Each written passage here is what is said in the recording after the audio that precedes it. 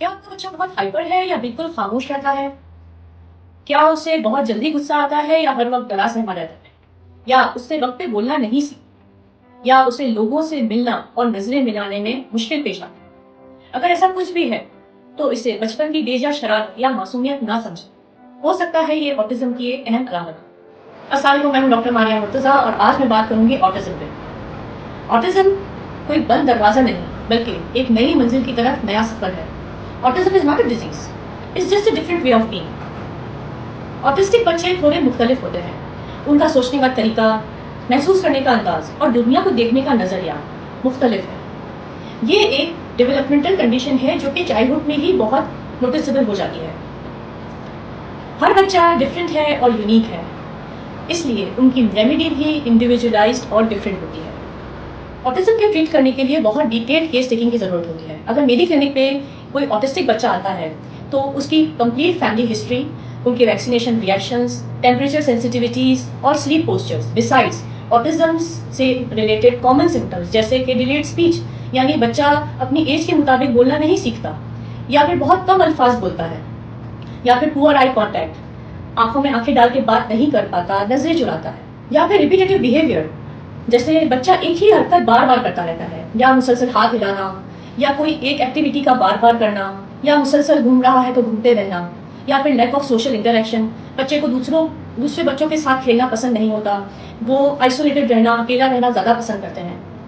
Hyper sensitivity to sound, light and touch, بہت زیادہ آواز، لائٹ اور کوئی خاص قسم کا ٹچ اگر انہیں نہیں پسند تو وہ اس پہ ایگری نہیں کرتے. بسائڈس یہ اپنے نام کو رسپونڈ نہیں کرتے. اگر ان کو ان کے نام سے بلایا جائے تو وہ ایسے بہیو کرتے ہیں جیسے انہوں نے کچھ سنا ہی نہیں.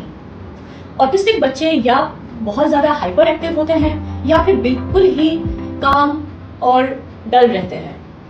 اپنی کیس ٹیکنگ کے دوران ایک ایک مائنر ڈیٹیل کو دھیان میں رکھ کر اور ٹوٹل سمٹمس کو سمجھ کر میں اپنے پیشنٹ کو میڈیسن پرسکرائب کرتی ہوں. یوں تو ہومیوپیتھی میں بے شمار میڈیسنس ہیں، لیکن اس میں 2 میڈیسنس بہت امپورٹنٹ ہیں. ایک ہے برائڈاکاب جو کہ برین ڈیولپمنٹ کو اسٹیمولیٹ کرتی ہے، اور دوسری ہے carcinosin which helps to balance the whole body constitution. یہ میڈیسنس باڈی کو فورس نہیں کرتی بلکہ جینٹل سگنلز دیتی ہے کہ تم خود ٹھیک ہو سکتے ہو. الحمدللہ ہماری ٹریٹمنٹ سے بہت سارے آٹسٹک بچوں کو بہت فائدہ ہوا ہے. اس کے ریزلٹس میں آہستہ آہستہ بچہ میل جول میں بہتری کی طرف جاتا ہے. ان کا آئی کانٹیکٹ امپروو ہوتا ہے، ان کے ٹینٹرمس کنٹرول ہوتے ہیں، hyper sensitivity towards light, touch and sound balance out ہوتی ہے. بچہ زیادہ سے زیادہ انٹریکٹیو اور دوسروں کے ساتھ کنیکٹڈ فیل کرتا ہے.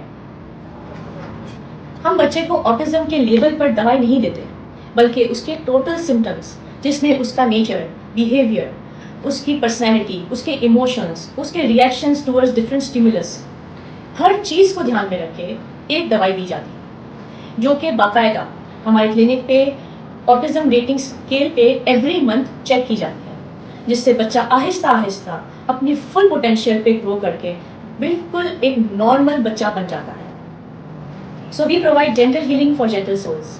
اگر آپ کے بچے میں آپ کو کوئی بھی اس طرح کے سمٹمز نظر آ رہے ہیں تو آپ ہم سے ضرور مشورہ کریں یا ہمارا اپوائنٹمنٹ بک کریں. But remember, the earlier we start, the brighter the results are. So let's begin the journey of healing within today. Take care. Thank you.